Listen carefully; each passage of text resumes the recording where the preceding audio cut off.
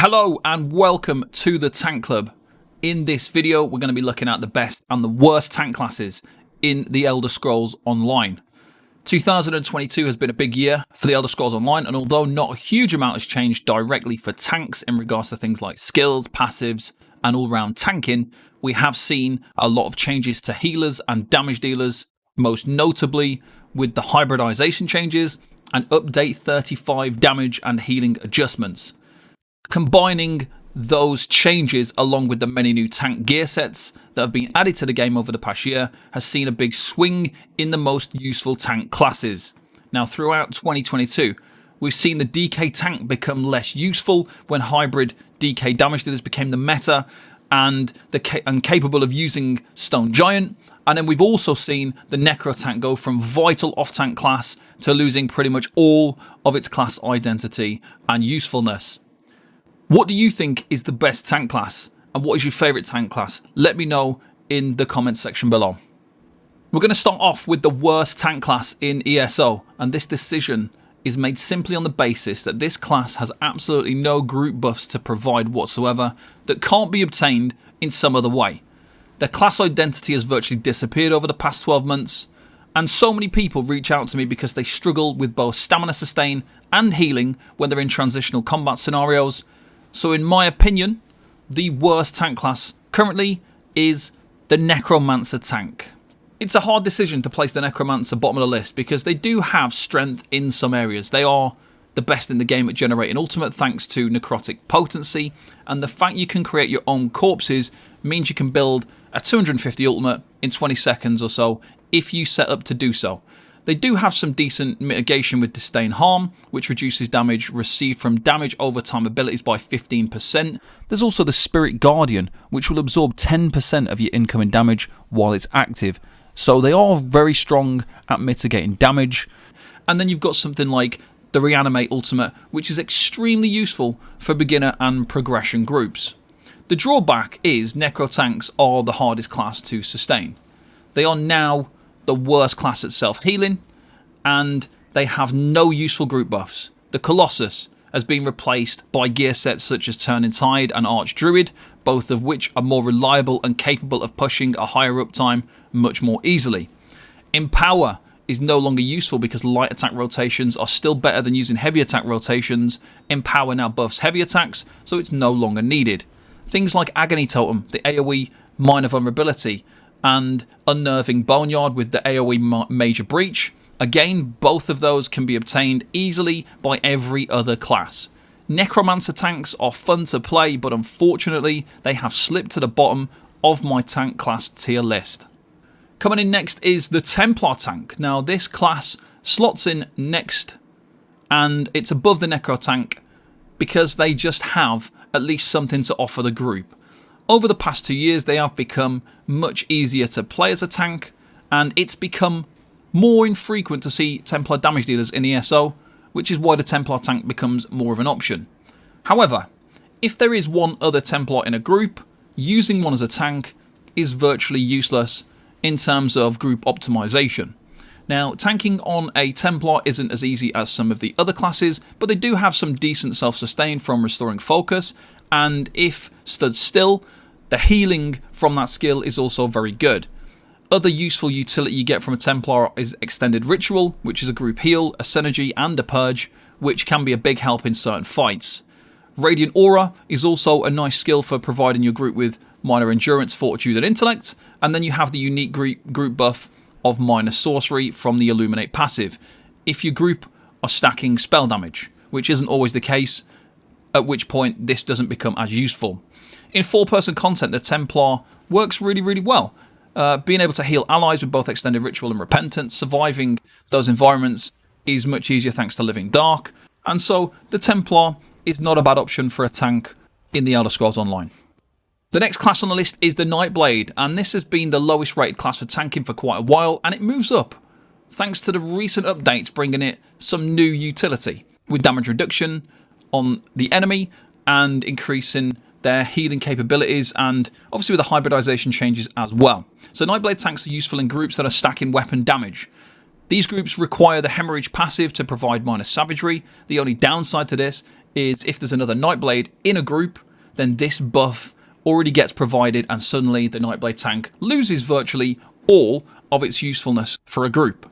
The things that have boosted the Nightblade up slightly are Mass Hysteria and Power Extraction.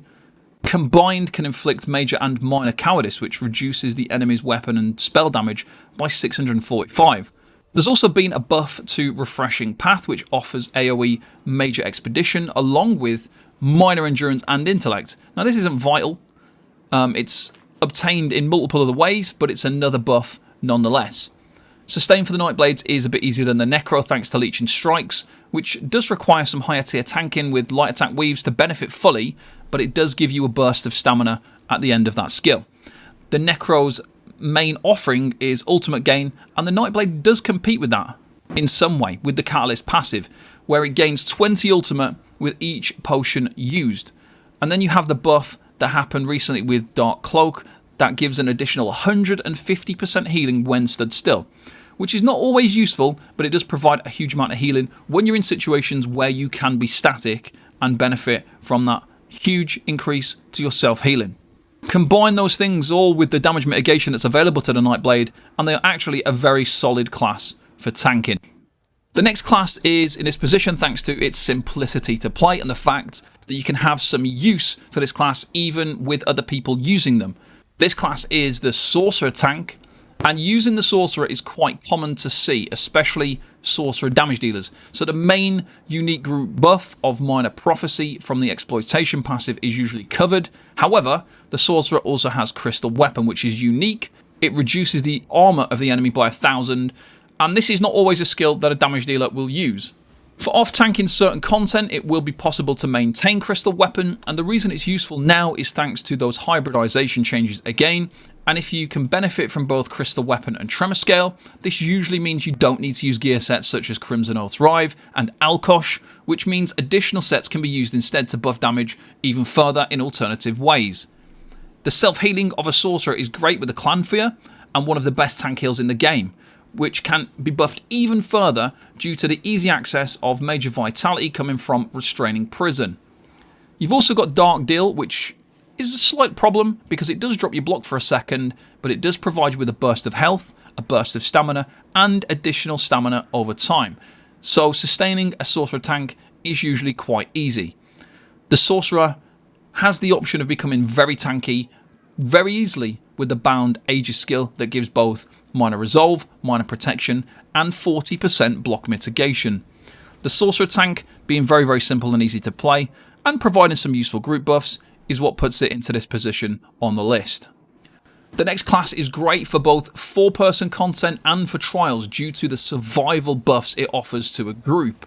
This class is the Warden, and the Wardens have always been great options for tanking. They are very useful within a group, even if you have Warden damage dealers, because there is very little crossover of skills, so you have some group benefits still. Warden healers are quite common, however, and if you have a Warden healer in a group, you typically wouldn't also need a Warden tank. Now, the benefits of using a Warden tank is mainly for survival. The group buff of minor toughness increases your group's max health, and combining that with the AoE Major Resolve buffing your group's resistances means you're going to increase your group's survivability by quite a lot. Now, to proc minor toughness, you need to use a group heal, and you need to heal those group members, which means you'll use a skill such as Enchanted Growth or Corrupting Pollen, which provide even more buffs and debuffs. So you get minor intellect and endurance from Enchanted Growth, and you get minor cowardice applied to enemies from that Corrupting Pollen. You've also got Swarm, which applies minor vulnerability as a single target, which is something that is easily obtained from more or less every class, but this is also a good and easy way of maintaining that debuff. The sustain of a Warden is pretty good, and the survival is nice thanks to Shimmering Shield, and the self-heal from Polar Wind is very good as well, and you can also apply things like Major Maim to enemies if you pull them in with Frozen Device. Overall, the Warden is just packaged well for tanking, and they are good. You want to have one in every group, and they're very good to improve the survivability of both yourself and your group.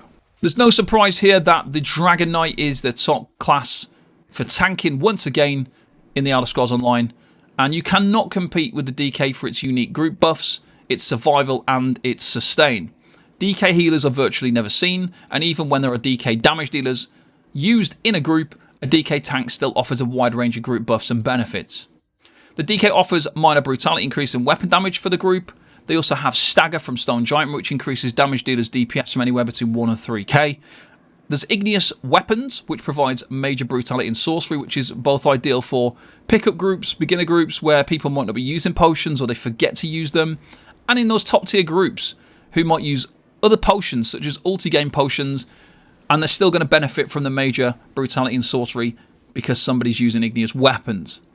You've also got Engulfing Flames, which increases the flame damage enemies take. And you also get the added utility of things like Igneous Shield, which provides you and 5 people in the group with a damage shield. Combine those buffs with the DK's ability to survive thanks to the potential to spam Igneous Shield and things like Magma Shell making you unkillable. And then you've got the sustain you get from your Combustion passive, your Earthen Heart passives, making the DK sustain simply unbeatable. Combine that with the self-healing of both Cinderstorm and Dragon Blood, and the DK is simply the best class to tank on in the Elder Scrolls Online. Stone Giant can be hard to maintain and sustain. Engulfing Flames bonus can be challenging to maximise, but even without those, the DK reigns supreme as the #1 for tanking. So that is everything, guys. What are your thoughts on this topic? Let me know in the comments below. If you require any assistance with anything tank related, make sure you check out both the Tank Club Discord and the improved and fully updated Tank Club website. I hope you enjoyed this video, and I'll see you next time. Thanks for watching, and bye-bye for now.